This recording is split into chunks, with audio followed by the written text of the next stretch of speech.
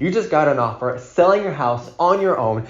All these agents blowing up your phone, telling you how you're not gonna be doing it on your own, but you did it. You showed them up. You didn't need no goddamn agent, and now you got an offer. Great. Now what? Well, in this video, I'm going to be explaining everything that comes after getting an offer and kind of how we analyze that offer. There's so many moving parts to an offer that it's very easy to get yourself into some trouble if you don't know what you're doing. All right, the very first thing I recommend if you are selling on your own is to get in contact with a real estate lawyer, because you're going to need someone to help you interpret and write proper documents throughout this process. You may have another agent working with the buyer for your home, and they can help you with the paperwork, but they're not actually working for you. In this sense, they're a transaction broker. So all they are doing is managing the transaction of it. There's no one really representing you. So you need someone by your side to help you through the legal process of it, because it's very complicated. Awesome. Now the very first thing you want to do is you want to look at the offer expiration date.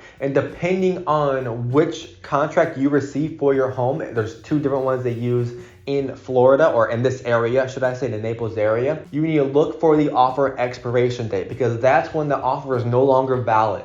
So if you look at the price and you like what the price looks like, you better look at the offer expiration date so you know when you need to respond by. Next, you look at, is this an as is or is this a normal contract? If it's an as is, there's some things that you need to know about the as is. 75% of contracts in Naples, at least, are as is contracts, which this is phenomenal for the buyer, not so much phenomenal for you as the home seller.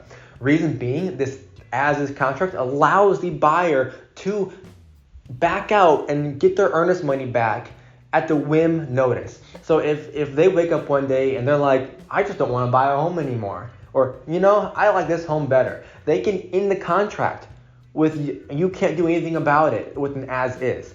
Now, does this always happen? No, of course, because homes still sell, right? It's happening. But this is a possibility that you need to be aware of. Now, with a normal contract, it's very different. So with the normal contract, the buyer is only allowed to ask for specific things that are laid out in the contract. You can see it in the inspection area and what is defined as a defect. So make sure you read that thoroughly and ask your lawyer about that section. On that as is, you need to look at how much time do they have for an inspection. If the inspection period, I'd say the average inspection period is probably going to be 15 days, but the shorter, the better for you, right? Because it's less time for them to think and wake up and be like, I just don't want a house anymore.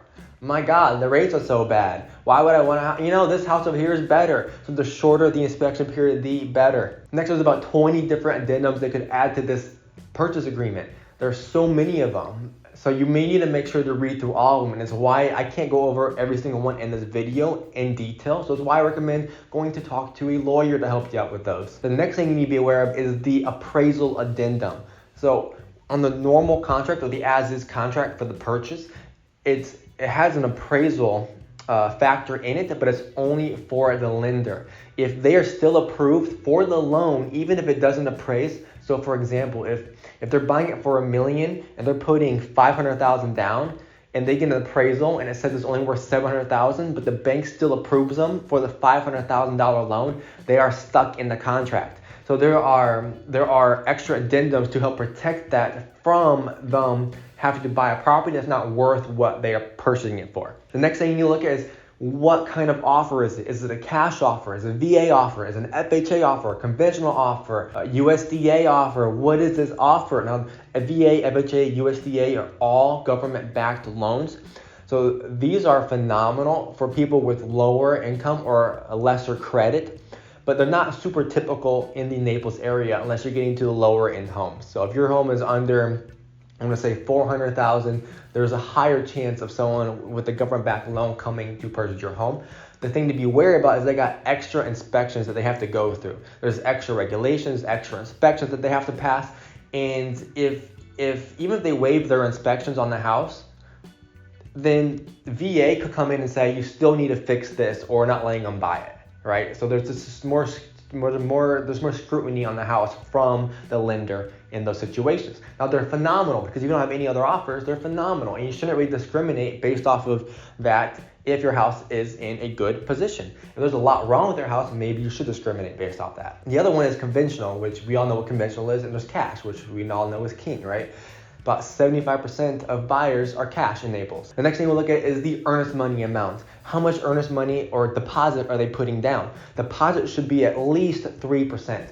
If it's not at least 3%, then it's questionable if they're very serious about purchasing your home. The reason it would be at least 3% is because it's motivation for them to stay in the contract and not leave the contract. And it's also motivation for you to stay in the contract and not leave the contract. If they're putting 100% down in the earnest money, what's stopping you from, calling the contract when they miss a single deadline? That's a tiny deadline, right? And they lose everything. And vice versa. If they put 1% down, what's from stopping them from saying, I don't want it anymore, keep that 1%, I'm gonna go to a different house. Closing date. Now make sure you look at this closing date to make sure it's reasonable. Now, if it is a loan from financing, you wanna call up the lender. You wanna call up the mortgage broker and ask them questions about the buyer. You wanna make sure that they can actually stick to the closing schedule and any other timeline that the lender has in that schedule, in the contract. And you want to make sure it makes sense, because if it doesn't make sense, you're giving the buyer a reason to back out early. Next, you want to look at the financing terms, the financing timeline. What is the timeline for them to get proper financing on the house? And if you are happy with these terms, I recommend either printing it out, signing it, scanning it back, and then sending it over. Or you can download something like Adobe or eSign.com is free for your first 3, I believe. Right now there's so much more to the process than what I just went over, but I obviously can't do that in just a 10-minute video, which I'm trying to make it less. But if you want more, you have more questions, or you want to be represented through the process so you don't have to deal with the headache of wondering what to do next, give me a call. I'd be happy to help you out. Click this video where I go over the process of selling your house in a nutshell, in a quick 5 to 10 minute video on what exactly that looks like.